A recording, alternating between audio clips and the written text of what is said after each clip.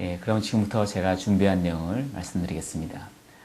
GBR 테크닉을 임상적으로 적용하는 분야에는요, 발치 후 즉시 임플란트 케이스에서 디펙트 부위에 본 그래프트 하는 것과 페네스트레이션, 데이센스 디펙트, 그 다음에 로컬라이즈드 리치 디펙트, 즉 라테랄 앤 버티컬 리치 오그멘테이션을 분류할 수가 있겠습니다.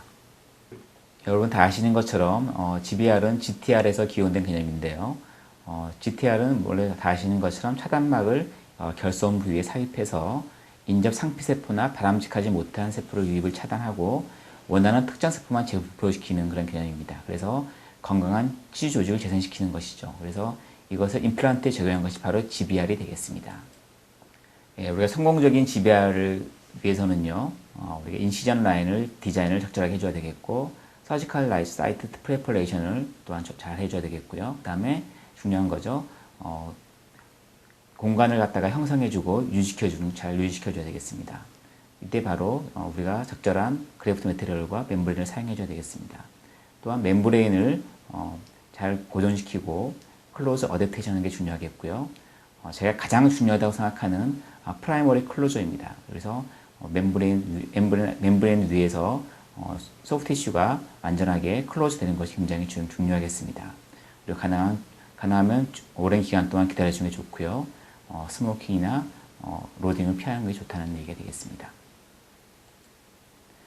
GBR의 두 가지 메인 파트는요, 멤브레인과 본 필러로 생각할 수 있는데, 오늘 제가 사용할 멤브레인을 중심으로 말씀을 해드리겠습니다. 여러분 다 아시는 것처럼 멤브레인 효과는요, 스페이스를 만들어주고, 블러드 클롯을 스테빌라이즈 시켜주고, 그리고 원치 않은 세포가 들어오는 것을 막아주는 그런 역할을 합니다. 다시 말씀드려서 우리가 피브로스 티슈가 인그로스라는 걸 막아주고요, 멤브레인이. 그 다음에 그래프트 매트리얼을 홀딩해주는 역할까지도 하게 되는 것입니다. 우리가 멤브레인의 리퀘어먼트로 생각해 볼 때는요, 생체 친화성이 있어야 되겠고, 아까 말씀드린 것처럼 상피세포와 결합조직 세포의 침투를 방지할 수 있는 능력이 있어야 되겠고, 노출되었을 때 세균의 침투를 방지하는 역할을 해줘야 되겠습니다. 또한 골 재생을 위한 공간의 확보와 유지가 중요하겠고요. 주위 조직과 잘 부착이 되어서 운동을 스테빌라이즈 시켜주는 것도 중요하겠습니다. 또한 조작이 간편해야 하겠습니다. 우리가 일반적인 GBR의 제너럴 룰은요, 디펙트의 모든 부위를 풀 커버해야 되겠고요. 그 다음에 본의 디펙트로부터 2mm 이상 커버해 주는 게 좋겠습니다. 또한 플랫 마진으로부터는 이미 좀 떨어져 있는 게, 멤브레인 위치가 떨어져 있는 게 좋겠습니다. 배로 멤브레인 타입은요, 신세틱과 내추럴로 나눠지는데, 대개는 우리가 너는 비흡수성 멤브레인과 흡수 멤브레인으로 나눠지는 것을 알고 있습니다. 흡수 멤브레인 이렇게 여러 가지 타입이 있는데요. 사용 기간이, 유지 기간이 좀 비교적 중요한 관건이 되겠고요. 제가 선호하는 흡수 멤브레인은 사이토플라스트, 비교적 유지 기간이 긴 흡수성 멤브레인 사이토플라스트 사용하고 있습니다. 비흡수 멤브레인 이렇게 고어텍스 멤브레인, 그리고 제가 오늘 말씀드릴 사이토플라스트, 그 다음에 티타늄 메쉬 정도로 이렇게 분류할 수 있는데요. 제가 오늘 말씀드릴 비흡수 멤브레인은 바로 이렇게 티타늄 레인포스된 사이토플라스트가 되겠습니다. 예, 사이토플라스트와 고어텍스의 큰 차이점은요, 고어텍스는 비교적 포어 사이즈가 마크로 포러스에서 일단 한번 노출되게 되면 쉽게 인펙션 되는 그런 단점이 있습니다. 반면에 사이토플라스트는 마이크로 포러스에서요, 박테리아 사이즈보다 약간 작게 나와있기, 포가 작게 되어 있기 때문에 노출되어도 비교적 인펙션을 어느 정도 막아주는 그런 역할을 해줄 수가 있겠습니다. 그래서 사이토플라스트는요, 일반적으로 티타늄이 들어가지 않은 TXT200이 있고요. 티타늄이 레인포스된 TI250이 있습니다. 티타늄이 들어간 TI250은요, 티타늄이 들어감으로써 공간을 형성해주고 유지시켜주는데 큰 장점을 가지고 있다고 할 수가 있겠습니다. 예, 그러면 사용 진리를 함께 보시겠습니다. 50세 남자 환자인데요. 루트가 프랙처 되면서 결국 발치하게 되었습니다. 발치하고 나서 임플란트를 식립하기 위해서 들어갔을 때 이렇게 디펙트가 많이 심하게 있었고요. 일단 남아있는 소프트 티슈를 레이저로 제거하고 오존네트론을 이용해서 염증을 컨트롤했습니다. 임플란트 신입한 다음에 디펙트 부위에 본 그래프트를 시행했고요. 그 다음에 티타늄이 들어간 사이토플라스트를 대줬습니다. 그래서 원하는 형태로 이렇게 만들어준 다음에 이렇게 적용시키게 되면 굳이 우리가 꼭 힘든 그 멤브레인을 고정하는 과정을 거치지 않아도 어느 정도는 형태를 잡아주게 되기 때문에 편하게 적용시킬 수가 있겠습니다. 그 후에 수초했고요. 2달 뒤에 프라이머리 클로저가 다 일어난 것을 확인할 수 있었고요. 세컨 서저리 하기 위해서 들어갔을 때 이 상태가 되어 있고요. 멤브레인을 제거했을 때 보면 그 상태 그대로 변이 형성된 것을 확인할 수가 있습니다. 이 상태에서 다음은 관계를 이 상태가 이렇게 바뀐 거죠. 라테랄 쪽으로 본이 잘 형성되었고 디펙트 부위도 본이 잘 찬 것을 확인할 수가 있습니다. 이 상태에서 다음 단계를 지나는 거는 누구나 할 수 있는 거죠. 그래서 엑스레이를 보시면 이 상태에서 심고 본 그래프트 하기 전이고요. 한 다음이고요. 그 다음에 보철을 완성한 사진이 되겠습니다. 예, 다른 케이스인데요. 전형적인 완성 치주형으로 발치를 하게 되었습니다. 47번 치아인데요. 발치 3달 뒤에 보시면 완전히 소프트 티슈도 쭉 함몰되어 있고 그다음에 본이 푹 꺼진 것을 확인할 수가 있습니다. 이 상태에서 임플란트를 하기는 굉장히 쉽지가 않겠죠. 보시는 것처럼 이렇게 완전히 푹 꺼져 있기 때문에 이 상태에서 임플란트 정상적으로 하는 것은 좀 문제가 있다고 생각할 수 있습니다. 먼저 지배를 한 다음에 2차적으로 임플란트 수술을 하기로 계획을 세웠습니다. 마찬가지로 레이저와 오존트를 이용해서 지배할 부위를 깨끗하게 염증 컨트롤했고요. 이 상태를 만들었습니다. 그 다음에 GBR을 시행했습니다. 본 그래프트를 했고요. 네, 티타늄 들어간 그 사이토플라스트를 적용시켰습니다. 그 다음에 수초했고요. 한 달 뒤에 프라이머리 클로저가 잘 일어난 것을 확인할 수 있었습니다. 자, 4달 정도 기다렸다가 임플란트 심입하기 위해서 다시 들어갔습니다. 그랬을 때 상태, 스폴리오 제껴 상태고요. 멤브레인을 제거하고 나니까 그 모양 그대로 본 형성된 것을 확인할 수가 있었습니다. 그래서 임플란트 심입하고 나중에 보철을 완성한 사진이 되겠습니다. 이 상태가 지배를 다음에 여기까지 올라왔고요. 그 다음에 이 상태가 이렇게 바뀐 것을 확인할 수 있었습니다. 엑스레이로 보시면 예, 발치한 다음 사진이고요. 지배를 하기 전이고 지배를 한 다음 직후의 사진이고요. 임플란트를 심입해서 보철을 완성한 사진이 되겠습니다. 예, 또 다른 케이스인데요. 발치 후 즉시 임플란트를 계획하고 30번대 치아를 임플란트 시술하기로 했습니다.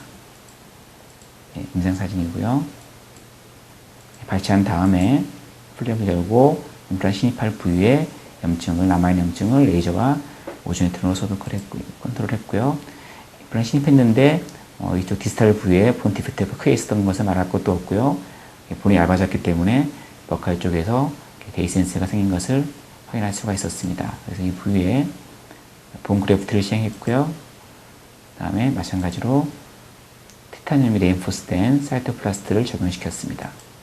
하고 수초했습니다. 이 부위는 일부러 제가 좀 이렇게 완전히 프라이머리 클로저를 하지 않고 좀 남겨봤는데 어떻게 되나 보기 위해서 발치한 부위죠. 이 부위가 바로 3달 뒤에 들어갔을 때 크게 문제없이 이렇게 힐링이 됐고요. 네, 세컨 수술을 하기 위해서 필름 시켰을 때 멤브레인이 잘 덮고 있는 것을 확인할 수 있었고 이것을 제거하고 나니까 그 모양 그대로 본이 형성된 것을 확인할 수 있었습니다. 이 상태에서 윗부에 과도하게 자라난 본을 레이저를 이용해서 제거를 했고요. 그 다음에 이 상태를 만든 다음에 세컨 힐링을 연결하고 보철을 완성한 사진이 되겠습니다. 즉 이 상태에서 봉그래프트 한 다음에 3달 후에 완전히 그야말로 빵빵하게 본이 찬 것을 확인할 수가 있었습니다. 엑스레이를 보시면 임플란트 심입하고 봉그래프트 한 다음 사진이고요. 그 다음에 보철 완성 사진이 되겠습니다. 이제 전치부 케이스에서 우리가 흔히 만나는 케이스인데요. 케이스를 보시면은요.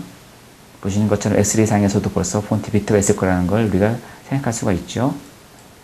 그래서 열고 들어왔을 때 우리가 임플란트 심입해야 할 바로 그 위치에 본 디펙트가 있었고요. 염증도 있으면서 약간 퍼스가 나오고 있었습니다. 레이저와 오존트를 이용해서 염증을 컨트롤하고 심입한 다음에 보시는 것처럼 22번 부위도 얇게 임플란트 비치고 있었고요. 이쪽에는 큰 디펙트가 있는 것을 확인할 수 있었습니다. 그래서 본 그래프트를 하고 마찬가지로 사이토플라스트 이때 사용한 본은 큐오스라는 합성볼을 사용했고요. 티타늄이 들어간 사이토플라스트 양쪽에 이렇게 적용시켰습니다. 그 다음에 수초했고요. 템포럴까지 했습니다. 그 다음에 세컨서를 하기 위해서 들어갔을 때 사진이고요. 멤브레인을 제거하고 나면 그 모양 그대로 본이 형성된 것을 확인할 수 있었습니다. 그래서 그 부위에 노출시킨 다음에 레이저로 템포럴을 만들기 위해서 어버트먼트 연결하고요. 마지막 파이널 어버트먼트를 연결한 사진이 되겠습니다. 즉 이 상태에서 봉그래프트 한 다음에 이렇게 바뀐 거고요. 이렇게까지 바뀐 것을 확인할 수가 있죠. 이렇게 바뀌어서 우리가 큰 문제 없이 예지성 있는 결과를 얻을 수 있는 기초를 마련했다고 볼 수가 있겠습니다. 그래서 마지막에 보철을 완성한 사진이 되겠습니다. 이 부분은 조금 더 심각한 케이스였습니다. 그래서 완전히 10번대 부위가 완전히 문이 확 정말 폭탄 맞은 것처럼 푹 꺼져 있었고요. 그 다음에 이런 케이스에서는 버티컬 오그멘테이션과 더불어서 사이언스 그래프트를 같이 계획을 하고 들어갔습니다. 그래서 두 개의 임플란트 심어야 되는데 앞에 쪽에 16번 부위는 바로 임플란트를 바로 신입했고요. 26번 부위는 도저히 임플란트를 심어서 고정할 수 있는 부분이 없기 때문에 세컨드 스테이지로 임플란트를 신입하기로 계획을 세웠습니다.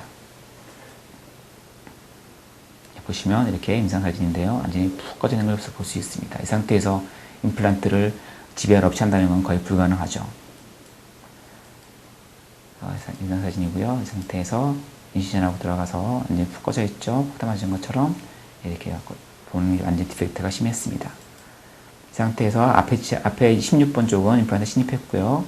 사이언스 그래프트 같이 하면서 신입했고 27번 부위는 버티컬 오그멘테이션을 하기 위해서 본 그래프트하고 마찬가지로 티타늄에 들어간 사이토플라스트를 적용하였습니다. 이 상태가 됐고요. 이 상태에서 추출했습니다. 4달 뒤에 이쪽 27번 부위에 임플란트 신입하기 위해서 찍은 사진인데요. 하기 전에 찍은 사진인데 프라이머리 클로저가 일어난 것을 확인할 수 있었고요. 이렇게까지 바뀐 것을 볼 수 있었습니다. 그래서 플랩 열었을 때 상태고요. 제거가 났을 때 그 아래에 볼이 형성된 것을 확인할 수 있었습니다. 이 상태가 이렇게 바뀐 거고요. 마지막에 그래서 보철을 완성한 사진이 되겠습니다. 이 상태에서 바뀐 게 이렇게 바뀐 거고요. 밖에서 봤을 때 이렇게 바뀌었던 것이 이렇게 바뀌었고 마지막에 보철까지 완성한 일련의 과정을 한눈에 볼 수가 있습니다. 이렇게 푹 꺼져 있던 부위가 버티컬 오그멘테이션에 의해서 어느 정도 이렇게 정상적인 모양으로 보철을 할 수 있었던 것 같습니다. 엑스레이를 보시면 수술하기 전이고요. 앞에 치아는 먼저 사이언스 타면서 신입했고 27번 부위는 버티컬 오그멘테이션만 시행했습니다. 이 상태에서 2차적으로 수술하기 전 사진이고요. 4달 뒤에 다시 플랩을 열고 들어가서 뒷부분에 27번 부위에 임플란트 신입했습니다.